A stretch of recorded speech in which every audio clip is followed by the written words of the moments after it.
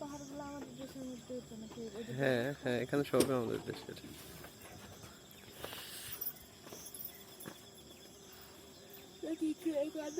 হুম, কি মা? দাদা, পাহাড়ের নামটা জানা আছে? এই পাহাড়ের নাম গিলাসুরি না?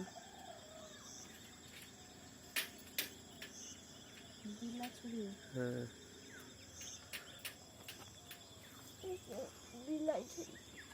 বাবু হাই করো। আমরা একটা অস্থির পরিবেশের মধ্যে আছি, পুরাই অস্থির।